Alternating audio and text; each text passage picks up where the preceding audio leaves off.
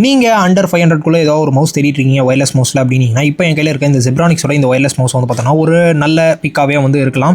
ஏன்னா இதுக்கு வந்து டைப் சி மூலமாகவே சார்ஜ் பண்ணுறது. இதுக்காக நம்ம பேட்டரி தூக்கிட்டு அலையணும், பேட்டரியை வந்து இதில் போட்டுட்டு பேட்டரி காலி ஆயிடுச்சுன்னா பேட்டரி மாத்திரம் அப்படின்ற எந்த விதமான இதுவுமே இல்லை. டைப் சி மூலமாகவே டேரெக்டாக வந்து சார்ஜ் வந்து போட்டுக்கலாம். அது மட்டும் இல்லாமல் இதில் பேட்டரியாக பார்க்கும்போது 500 mAhக்கான பேட்டரி வந்து கொடுத்துருக்காங்க. அது மட்டும் இல்லாமல் இன்னொரு ப்ளஸ் பாயிண்ட் வந்து என்னென்னா, நம்மளால் ப்ளூடூத்லேயும் கனெக்ட் பண்ணிக்க முடியும். அது மட்டும் இல்லாமல் 2.4 GHz அந்த அடாப்டர் மூலமாகவும் வந்து கனெக்ட் பண்ணிக்க முடியும்.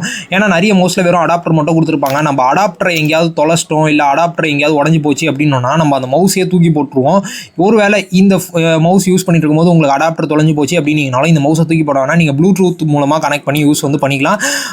நம்ம கனெக்ட் பண்ணிட்டோம் அப்படின்னோன்னா நம்மளுக்கு லைட்டும் வந்து எரியும். அது மட்டும் இல்லாமல் வந்து பார்த்தோன்னா ஸ்லிம்மாக வந்து இருக்குப்பா. நம்ம டேபிளில் வச்சா அது அந்தளவுக்கு ரொம்ப பெரிய மவுஸ் அப்படின்ற மாதிரி லென்த்தாக ஹைட்டாக இருக்குது. ஆனால் வந்து பார்த்தோன்னா எப்படி சொல்கிறது, ஒரு ஸ்பீட் பிரேக்கர் மாதிரி ரொம்ப பெருசாலாம் இல்லாமல் ரொம்ப ஸ்லிம்மாகவே வந்து கொடுத்துருக்காங்க டிசைன் வைஸும்.